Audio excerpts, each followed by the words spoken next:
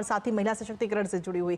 तो चलिए शुरुआत करते हैं आज के इस खास कार्यक्रम की। और सबसे पहले अदिति जी, मैं आपके पास में आना चाहूंगी। सबसे पहले एक नजर में आपको ये पूरा बिल और महिला सशक्तिकरण ने जो एक लंबा सफर तय किया है, क्योंकि इसके इस आरक्षण की अगर हम बात करें तो पिछले 4 दशकों से इसकी मांग थी। हालांकि पिछली सरकारों की तरफ से तमाम कोशिशें भी की गई, लेकिन अब वो कोशिश जो है वो पूर्ण रूप से और साकार होती हुई नजर आ रही है। देखिए, बहुत इम्पॉर्टेंट बिल है, हिस्टोरिक और लैंडमार्क मोमेंटस ओकेजन है आज हमारे देश के लिए कि ये बिल फाइनली पारित होने जा रहा है। जैसा कि आपने कहा ही है अपने इनिशियल रिमार्क्स में कि इस बिल की बहुत लंबी एक जर्नी रही है। 1996 में पहली बार एक मसौदा तैयार किया गया था और बहुत खूबसूरत बात इस बिल की और इस एजेंडा की ये रही है कि जो प्रधानमंत्री ने कल अपने वक्तव्य में सारी पार्टीज़ को कहा कि ये दलगत राजनीति से ऊपर उठा हुआ विषय है, ये राजनीति से जुड़ा हुआ विषय नहीं है और इसको कोशिश करनी चाहिए कि उस नज़रिए से ना देखा जाए। उसके पीछे एक सिंपल लॉजिक ये है कि जब 96 में ये बिल आया था तो किसकी सरकार थी? यूनाइटेड फ्रंट की सरकार थी, देवेगौड़ा जी प्रधानमंत्री थे जी। जो मसौदा तैयार किया गया, वो जो कमेटी बनी joint select committee of parliament, उसकी अध्यक्ष कौन थी? उसकी अध्यक्ष गीता मुखर्जी थी। वो लेफ्ट फ्रंट की बहुत ही दिग्गज नेता थी, सीपीआई से थी। उन्होंने जब स्टेक होल्डर कॉमेंट्स के लिए इस बिल को खोला तो आप लोग हैरान होंगे जान के, अगर आप पढ़ेंगे उस वक्त की, और महिलाओं ने अपने खून से चिट्ठियां लिखी थी।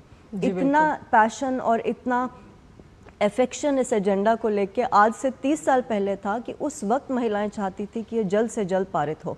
हम सब जानते हैं कि उसके बाद क्या हुआ। किसी न किसी मुद्दे को लेके, कभी कोटा के बीच सब कोटा होना चाहिए या कोई और मुद्दा लेकर ये बिल लंबित रहा। सब सरकारों ने कोशिश की। पहले कांग्रेस की सरकार ने कोशिश की 2008 में, हम जानते हैं वो भी नहीं हो पाया। उसके बाद एक बहुत बड़ा बदलाव आया 2023 में, जैसा कि आपने अभी समझाया कि नारी शक्ति वंदन अधिनियम फाइनली एक पॉलिटिकल कंसेंसस के साथ पारित हुआ। पूरे देश में एक खुशी की लहर थी। इनफैक्ट उस वक्त जब डिबेट हो रही थी तो कांग्रेस पार्टी के तमाम दिग्गज नेताओं ने यही कहा था कि इसी वक्त लागू कीजिए, आपको इंतज़ार करने की ज़रूरत नहीं है। तो देखिए, सरकार की ये अधिकार क्षेत्र में रहता है कि वो किस बिल को किस वक्त पारित करें जी। और जहाँ तक कि विपक्ष का एक कंसर्न है डीलिमिटेशन को लेके, तो वो जब आज कानून मंत्री इन बिल्स को पारित करेंगे, पायलट करेंगे, तो वो जाहिर सी बात है कि समझाएंगे किस तरीके से 2011 के सेंसस पे प्रोपोर्शनल रिप्रेजेंटेशन की बात सरकार ने एश्योर की है। तो मुझे ये नहीं लगता प्राइमा फेसाई कृतिका जी कि सरकार कोई ऐसा कदम उठाएगी कि दक्षिण भारत के प्रदेशों को बेनिफिट ना हो उससे, क्योंकि इस वक्त जो सरकार की भी मंशा है या पॉलिसी का जो डायरेक्शन है वो यही है कि हर प्रदेश को सशक्त किया जाए।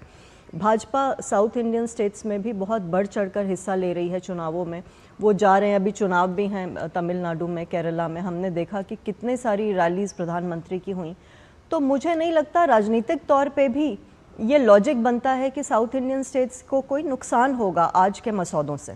तो ये हमें, मुझे लगता है कि प्रीजज नहीं करनी चाहिए बिल की इंटेंशन।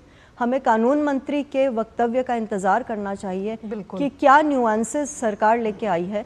और ये तय है कृतिका जी कि तमाम पॉलिटिकल पार्टीज यही चाहती हैं कि महिला आरक्षण जल्दी से जल्दी पारित हो। कांग्रेस ने भी कल यही बोला है। कांग्रेस ने सिर्फ ये कहा है कि परिसीमन को लेकर उनकी चिंता है, जो सरकार ने कहा है कि वो दूर करेंगे जब इस बिल पर वो अपना वक्तव्य